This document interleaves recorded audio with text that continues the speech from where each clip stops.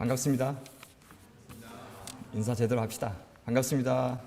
네. 혹시 락그룹 들국화 아십니까? 지금은 전인권 밴드라고 불리는데요. 리더인 전인권 씨가 최근에 이런 말을 했습니다. 폼 잡는 건 쉽지만 폼 나는 건 어렵다. 둘 사이의 차이를 아시겠습니까? 폼에 죽고 폼에 사는 폼생 폼사의 인생들이 있습니다.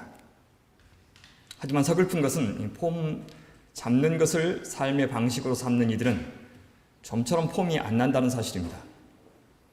명품을 걸치고 남다른 안목으로 소위 교양이라는 것을 갖춘다고 해서 폼 나는 것이 아닙니다. 제가 사는 시골에서는 어르신 한 분이 돌아가시면 박물관 하나가 사라진다고들 합니다. 산업자본주의나 또 우리가 살고 있는 금융자본주의 시대를 살아온 노인들에게는 찾아볼 수 없는 지혜와 연륜을 우리는 평생 땅을 일구며 사신 어르신들에게서는 찾을 수 있습니다. 그분들은 무궁무진한 이야기를 갖고 계십니다. 그분들의 말에는 엄청난 통찰과 해안이 담겨 있고 그분들은 해학과 비유와 메타포를 자유자재로 힘들이지 않고 사용하십니다. 그분들의 얼굴에는 돈이면 다인 줄 알고 사는 이들에게는 결코 볼 수 없는 결이 있고 꼴이 있고 폼이 있습니다. 스펙을 위해서 사는 자들에게서는 절대 맡을 수 없고 오직 스토리를 가진 이들에게만 맡을 수 있는 향기가 그분들에게는 있습니다. 그렇습니다. 폼을 내는 것과 폼이 나는 것의 차이는 그 안에 튼실한 내용과 본질을 담고 있느냐 그렇지 않느냐의 차이입니다. 여러분들은 아날로그 시대가 아니라 디지털 시대를 살고 계십니다. 이 시대는 이미지나 인상을 참 중요하게 생각합니다. 그래서 쉽게 열광하지만 또 쉽게 권태를 느끼기도 하는 시대입니다. 사유를 증발시키는 속도의 시대입니다.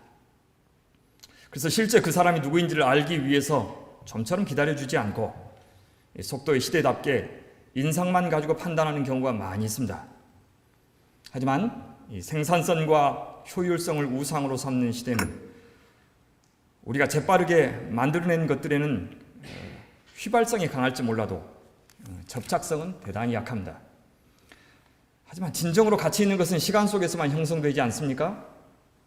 그래서 우리 시대에도 여전히 진정한 인재, 참 일꾼을 찾는 사람들은 우리가 단기간에 제작해낸 스펙에 현혹되지 않고 우리에게 과연 자신들의 회사나 혹은 교회의 이야기와 연결될 수 있는 나만의 이야기가 있는지를 살피고 있습니다.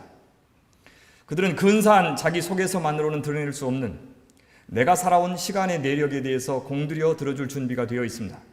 그래서 폼 내는 사람이 아니라 폼 나는 사람을 가려내고 싶어 합니다. 그들은 그런 사람들을 뽑는다고 말하지 않고 모신다고 말합니다. 그렇습니다. 세상과 교회는 지금 경건의 모양이 아니라 경건의 능력이 있는 사람, 근사해 보이는 신앙인이 아니라 오랜 시간 신앙의 근육을 형성해온 사람의 출현을 보고 싶어 합니다. 특별히 껍데기에 천착해 있는 이 포스트 모던 시대는 역설적으로 이전보다 더 강렬하게 알맹이가 있는 것들을 갈망하고 있습니다. 모래알처럼 헐거운 개인주의가 만연한 시대는 도리어 끈끈한 관계로 결속된 공동체를 다른 시대보다 더 갈망하고 있습니다. 절대 진리에 대해서 냉소하는 이 다원주의와 상대주의 시대는 역설적으로 삶을 해명하고 설명해 줄 수 있는 진리를 갈망하고 있습니다. 그러니 그 어느 시대보다도 이제 우리에게 필요한 것은 진짜가 되는 것입니다. 본질을 담은 사람의 목소리가 그 어느 때보다도 짙은 호소력을 갖는 시대입니다. 영감으로 말씀을 담고 공감으로 이웃을 사랑하고 통감으로 세계와 아픔을 공유하는 사람을 만나고 싶어 합니다.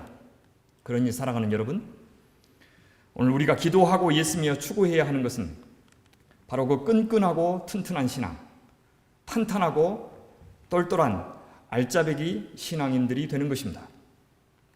20세기의 가장 유력한 복음주의 진영의 설교자 가운데 한 분이셨던 존 스토트 목사님이 은퇴식에서 마지막 설교를 하신 후에 청중들로부터 질문을 받았습니다. 그 질문 가운데 이런 것이 있었습니다. 선교의 마지막 세기라고 불리는 21세기에 가장 중요한 것이 무엇이겠습니까? 더는 절대 진리가 없다고 생각하는 시대, 성경 문맹의 시대, 기독교가 천박한 종교의 상징이 된 이 시대에 그래도 여전히 이 복음을 전하고 이 복음의 증인으로 살자면 가장 중요한 것이 무엇이겠냐는 질문입니다. 존 스토트 목사님은 이 질문을 받자마자 잠시도 지체하지 않고 이렇게 말했습니다. 가시성입니다. visibility. 무슨 뜻일까요? 복음을 증거하기 전에 먼저 네 자신이 복음의 증인이 되어야 한다는 의미가 아닐까요? 이 복음을 진리로 믿으라고 말하기 전에 네 자신이 그 복음이 진리임을 온 삶으로 입증하라는 뜻이 아닐까요? 그래서 그들이 이 진리를, 이 생명의 복음을 눈으로 보고 귀로 들을 뿐만 아니라 손으로 만질 수 있게 하라는 의미일 것입니다. 예수께서 성육신으로 그 진리를 가시화하셨듯이 이제 우리를 통해서 그 진리가 가시화될 때 상대주의, 다원주의 시대에 사람들이 비로소 이 복음이 진리라고 믿을 것이라는 말씀일 것입니다. 그러니 정말 인생에서 중요한 것은 위가 아니라 아래일 수 있습니다. 사람들은 위를 쳐다볼 때 하나님은 우리가 얼마나 남이 보지 않는 곳에서 의미 있는 열매를 맺고 있는지를 보고 계실 겁니다. 남들이 보는 시간이 아니라 남들이 주목하지 않는 시간에 내가 어떤 사람인지가 정말 중요할지 모릅니다. 정말 중요한 것은 겉이 아니라 속일 수 있습니다. 성적이 좋은 사람이 아니라 실력이 좋은 사람, 성공한 사람이 아니라 성품이 좋은 사람. 정말 중요한 것은 내 앞모습이 아니라 뒷모습일 수 있습니다. 내 진정한 모습은 내 앞모습이 아니라 뒷모습일 수 있다는 뜻입니다. 앞모습은 얼마든지 꾸밀 수 있고 관리할 수 있습니다. 하지만 내 뒷모습은 시간이 만들어준 꼴이고 폼입니다. 그것은 내가 인위적으로 통제하고 조정하고 변형시킬 수 없는 내 안에 있는 또 다른 나, 타자입니다. 가장 정직하게 현재의 나를 반영하는 나가 바로 내 뒷모습일 수 있다는 것입니다. 진정으로 폼나는 사람은 뒷모습이 아름다운 사람입니다. 아무리 외모로, 앞모습으로 우리를 판단하는 시대를 살고 있다 할지라도 우리는 우리의 중심을 보시는 하나님 앞에서 살고 있다는 사실을 잊어서는 안 될 겁니다. 우리의 마음을 감찰하시는 하나님 앞에서 벌거벗은 것 같이 드러나는 날, 우리의 진상이 낱낱이 다 드러날 것이기 때문입니다. 얼마 전 삼성경제연구소에서 지난 50년 전에 100대 기업 가운데 50년 후에 여전히 100대 기업에 포함된 기업이 얼마나 있는지를 조사한 적이 있습니다. 불과 7개만이 50년을 버텨서 100위 안에 남아있을 뿐이었습니다. 당대 최고의 선망의 대상이던 기업들이 그중에서 93개는 불과 50년도 못 버티고 시간의 테스트 앞에서 속절없이 무너지고 만 것입니다. 빛나는 금자탑인 줄 알았는데 사실은 모래성이었던 것입니다. 한때는 조국의 희망이었던 한국교회가 이제는 한 세대가 다 가기 전에 벌써 수치와 조롱의 대상이 되어버린 현실과 너무나 흡사하여 서글픔을 감출 수가 없습니다. 성장했지만 성숙하지는 않았습니다. 비대하기만 했을 뿐 지속 가능한 건강성이 그 안에 없었습니다. 가시성은 없고 가식성만 있었기 때문입니다. 그리하여 이제 우리에게 부여된 시대적 소명은 분명합니다. 그것은 바로 본질 회복입니다. 고난과 고독과 고민이 없는 경박한 신앙을 버리고 엄격과 엄숙과 엄함만 있는 경직된 신앙도 버리고 본질을 담은 경건한 신앙을 회복하는 일입니다. 그것은 신앙의 가식성을 버리고 가시성을 회복하는 일입니다. 몇 해 전 춘천에서 한 신혼부부가 게임에 몰두하다가 어린 딸을 굶어 죽게 한 사건이 있었습니다. 여러분, 그 신혼부부가 몰두했던 게임이 무엇이었는지 아십니까? 바로 가상공간에서 어린 아이를 키우는 게임이었습니다. 그들은 가상공간에서 아바타를 열심히 키우느라고 현실 세계에서 진짜 자기 딸을 굶겨 죽인 것입니다. 가식적인 신앙, 그것은 아바타 신앙입니다. 나의 내면의 변화는 추구하지 않고 종교 행위에 몰두하는 나의 아바타를 관리하는 거짓 신앙이 지금 조국교회를 병들게 한 것입니다. 주일의 삶과 주중의 삶이 다르고 교회에서의 모습과 가정에서의 모습이 달라도 아무런 갈등을 느끼지 않도록 신학적인 정당성을 부여했던 것이 바로 교회 자신이었습니다. 그런 동안 교회는 사람 모으기와 건물 짓기에만 열중했습니다. 그것을 성공과 부흥의 상징으로 간주했습니다. 하지만 저는 그것이 금자탑이 아니라 모래성일 것 같아서 불안합니다. 마치 나라 전체는 약화되고 병들어가는데 오직 온갖 토목과 건축으로 이 나라의 껍데기만 치장하려고 하는 위정자들의 행태를 교회가 답습하는 것 같아서 안타까운 것입니다. 물론 과거에도 교회는 늘 세상으로부터 고난을 받았습니다. 하지만 그때는 교회가 세상과 너무 달라서 고난을 받았습니다. 하지만 지금은 교회가 세상과 너무 닮아서 고난을 받고 있습니다. 세상이 어두운 것이 슬픔이 아니라 교회가 빛이 아닌 것이 슬픔인 것입니다. 그러니 사랑하는 여러분, 우리는 그 어느 때보다도 더욱 우리의 겉을 치장하고 스펙을 쌓기 위해서 동분서주하기보다는 처절한 고독과 묵상을 통하여 간절한 기도와 치열한 실천을 통하여 오래 묵은 포도주처럼 그 복음을 현시하고 역사화하고 현재화하는 가시성의 사람이 되어야 하지 않겠습니까? 그것이 그 무엇을 이루는 것보다, 그 어떤 사람이 되는 것보다, 그 어떤 자리에 오르는 것보다 오늘날 우리 주님께서 저희들에게 기대하시고 바라시는 시대적 소임이라고 저는 믿고 있습니다. 사무엘상 15장은 사울 인생의 분수령이 되는 장입니다. 사울이 무대 뒷면으로 사라지고 다윗이 무대 전면으로 부상하는 결정적인 사건이 이 15장에서 일어납니다. 하나님은 사울이 거듭되는 실정을 했음에도 불구하고 다시 기회를 주십니다.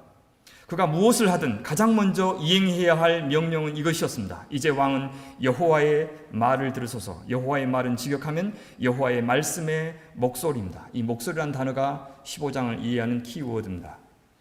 구체적으로 그것은 아말렉을 진멸하라고 하는 명령이었습니다. 그런데 사울이 아말렉과 싸우기 전에 먼저 싸워야 할 대상이 있었습니다. 그것은 사울 안에 있는 아말렉이었습니다.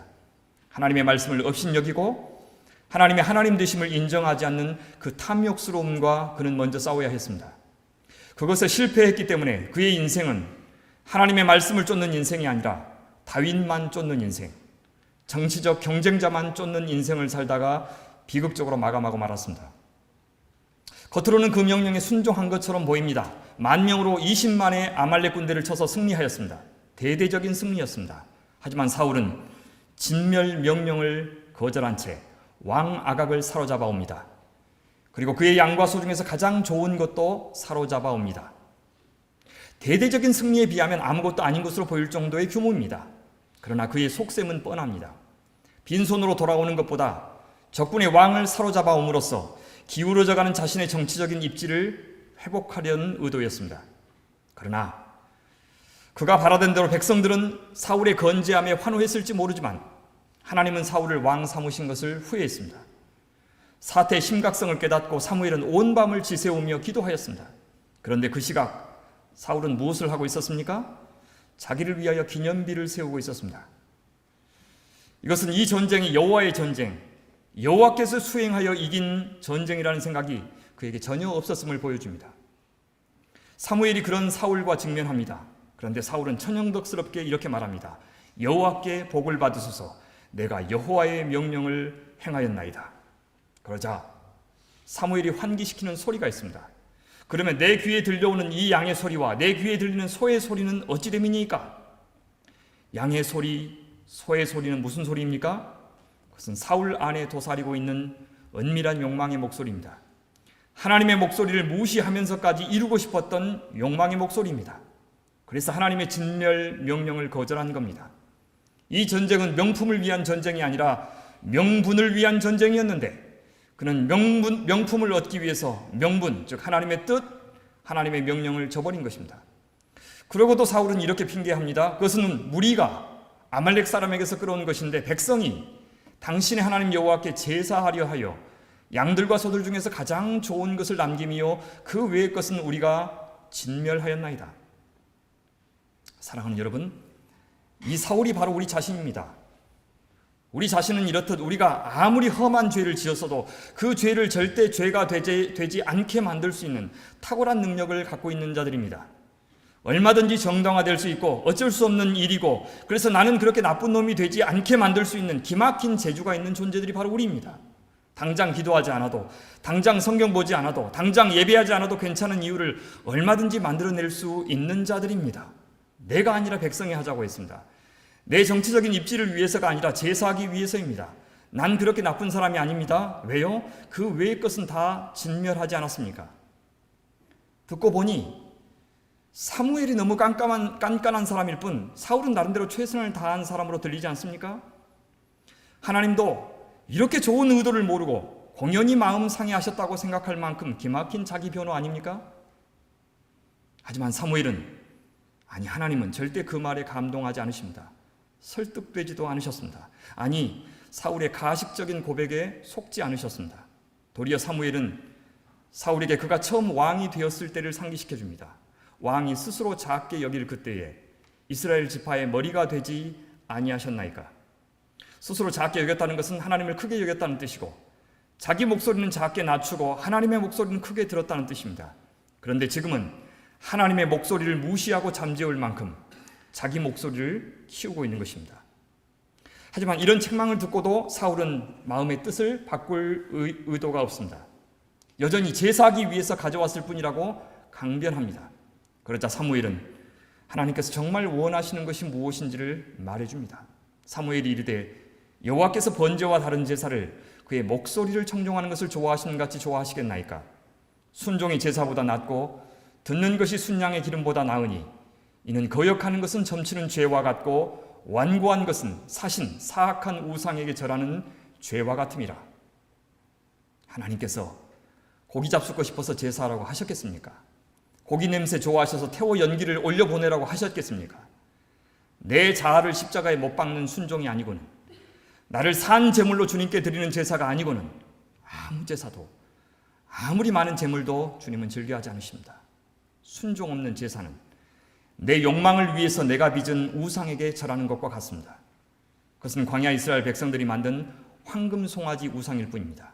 나를 창조하신 하나님이 아니라 내가 창조한 하나님을 믿는 일일 뿐입니다.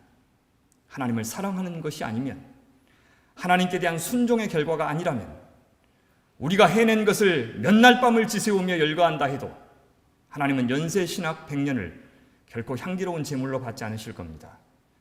여러분의 이 학창시절과 그 이후 인생도 마찬가지입니다. 무언가를 이루어서 그것으로 하나님을 영화롭게 하겠다는 생각이 앞선다면 그 하나님은 황금 송아지 하나님으로 전락할 수 있습니다.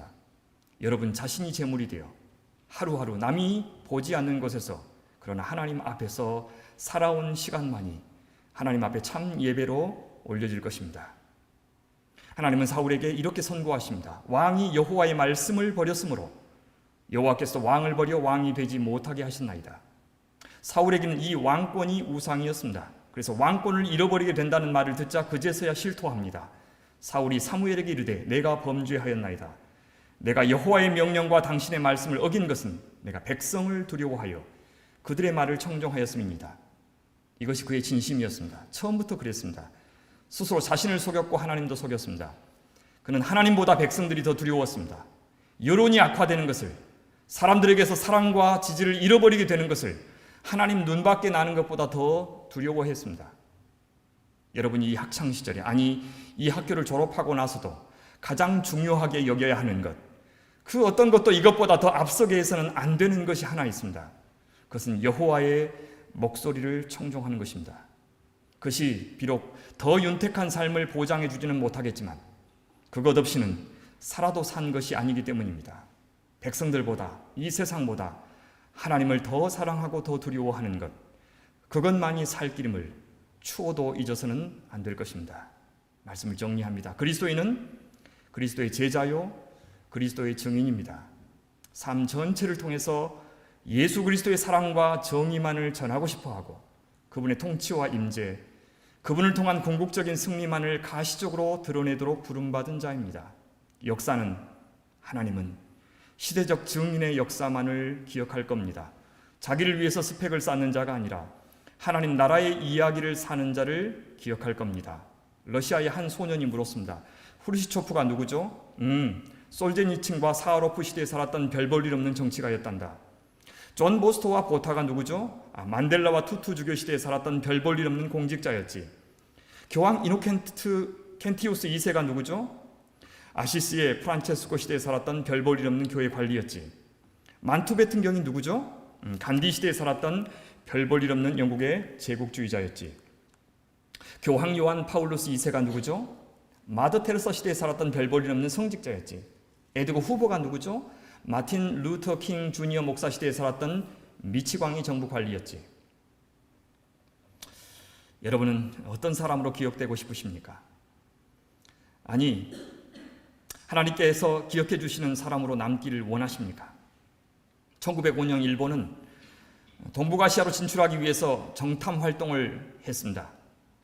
그리고는 일본 안에 조폭 사무라이들을 대거 동원하여 흑룡회라고 하는 조직을 만듭니다. 그 지도자가 우찌다 요시하라였습니다. 그런데 그 우찌다가 한국에 와서 정탐하다가 이런 보고서를 냅니다. 한국에는 기러기가 날아가는 소리만 들어도 움츠리고 머리를 감싸는 사람들이 대다수인데 다른 한쪽을 보니 눈을 부릅뜨고 가슴을 펴고 땅에서 꽝꽝 소리가 날 정도의 걸음걸이로 활보하는 한 집단이 있었다. 그들이 바로 기독교인들이다. 이런 보고서를 남겼습니다. 1934년은 한국교회의 희년이었습니다. 세계가 환호하고 축전을 보냈습니다. 조선 총독부 역시 연례 보고서에 그것에 대한 글을 하나 남겼습니다. 그런데 그 글이 심상치가 않습니다. 그것은 당시 조선에는 조선 총독부의 관료들과 비견될 만한 유능하고 활동적이며 목적이 뚜렷한 집단이 하나 있었는데 그들이 바로 기독교인들이었다 라는 그런 내용이었습니다. 민경배 교수님은 이것을 내연과 외연이라는 말로 설명하셨습니다. 속에서 탈 때 밖으로 드러난다는 것입니다. 가식성이 아니라 가시성을 드러낼 때 참다운 신앙인이라는 의미입니다. 사랑하는 여러분, 이제부터 폼 내는 삶을 살 것이 아니라 폼 나는 사람이 되시기를 바랍니다.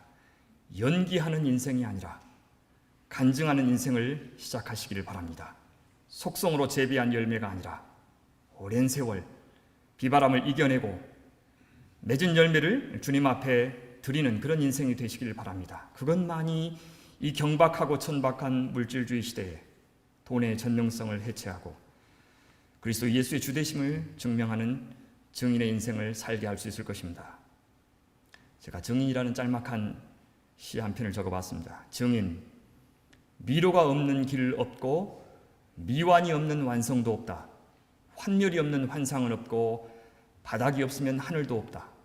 절단이 나야 절창이 나오고 고전해야 고전이 된다고 믿는다. 증인, 고생과 고독을 자청하고 벅찬 소식을 위해 세찬 소의 안에 스스로를 가두고 말을 하기 전에 마음을 주고 싶다고 간청하고 강청한다. 증인, 허망한 무리가 아니라 허다한 제자를, 순탄함이 아니라 순전함을, 많은 찬사가 아니라 맑은 가난을 구한다.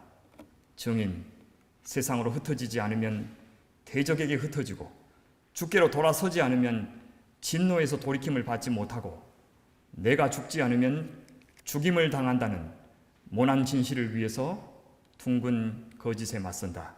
주인이 인증하실 때까지 같이 기도하겠습니다. 하나님 아버지 감사합니다. 사랑하는 주의 자녀들이 이 어둠의 시대에, 이 허위와 기만의 시대에 부디 하나님의 목소리를 청종하여 주 예수의 통치에 복종하는 증인이 되어 온 삶과 또 인격으로 진리를 시연하고 증명하는 작은 예수들이 되게 하여 주시옵소서. 한없이 부족하지만 진실하기만 하면 상대해 주시는 우리 하나님 앞에서 날마다 사랑하고 경외하며 살게 하여 주시옵소서. 예수님의 이름으로 기도드립니다. 아멘.